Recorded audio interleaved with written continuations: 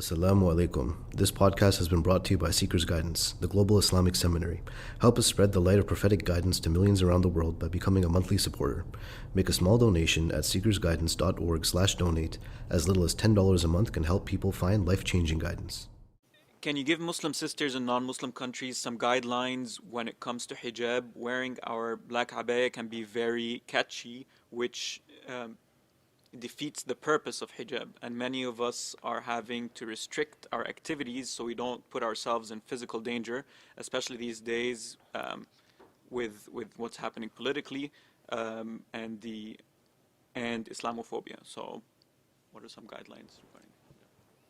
So the question about hijab and dress guidelines, there is no specific religious obligation to wear a black abaya, right? The command for both men and women is that one cover what is considered one's awra, right?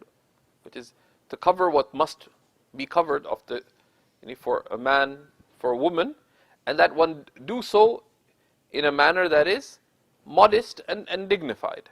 So, and anything that fulfills, covering what must be covered in a modest and dignified manner, fulfills the divine command. Right? There's not one mode of dress, and there's not one particular type or style of clothing that is required in order to do so.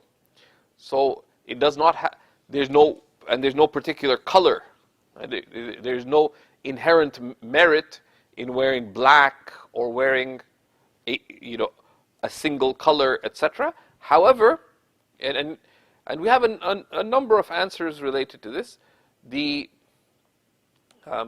What must be covered, which for a man is from navel to knee, and for a woman, meaning in front of strangers, is everything besides the face, hands, and in the Hanafi school, the feet. For a woman, that anything that covers that and does so in a modest and dignified way would be basically sufficient. So that gives a lot of leeway in how that command is fulfilled. And if one looks for example and inspiration across the Muslim world, the different types of dress that traditionally was considered modest and dignified that fulfilled that was very variegated. And even in terms of colors, I was reading some North African scholars are actually quite critical of, there's no religious expectation nor merit in a Muslim woman in Tunisia, for example, or Libya, dressing like a woman in Saudi. There's nothing in the modes by which the command is fulfilled are many. They say also practically that if you think you're a doormat, people will walk all over you, right? That one religiously needs to be steadfast on what one knows to be the command of Allah subhanahu wa ta'ala.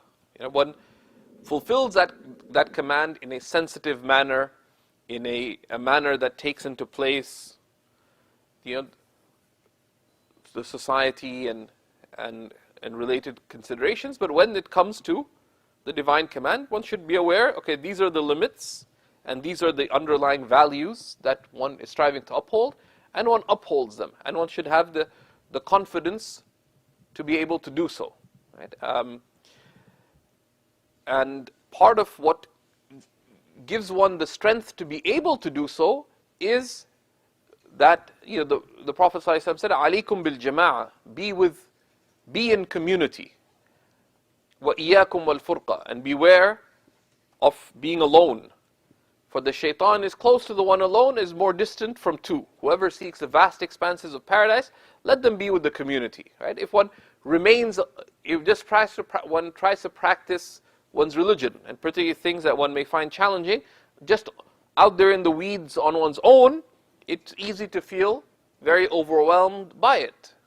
But if one practices one's religion in the context of community of others with common concern, with common commitment, who also believe in upholding that guidance and those values, then that gives one the strength and commitment to do so.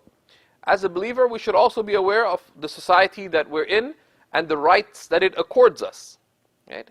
And one, as an individual in the community, one should stand up for those rights, not just for oneself, but also actively stand up for the rights of others to practice their, to have the freedom of religion and freedom of religious practice, etc. So that's something we have to be very careful that be, that be guarded. And the other aspect that the ulama mentioned regarding dress and conduct is that modesty in dress does not entail sternness in conduct. Right? That they say that if you have good character, you can get away with pretty much anything. Right? That if you're a nice person, people really ultimately wouldn't care how you behave.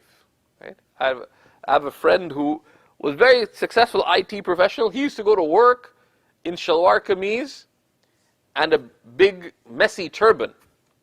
I said, how do you pull that off? He said, I'm just good at what I do and I try to be a nice guy about it. As if you're really good at what you do and you're really nice to those around you, do whatever you want. And those are two things in terms of our conduct, that whatever we do, we should, the believer strives to be a person of excellence, right? In one's work, etc. One's a person of excellence. And number two, to uphold good character, right? To be friendly and cheerful and helpful and caring and so on. To uphold these sunnahs of social conduct and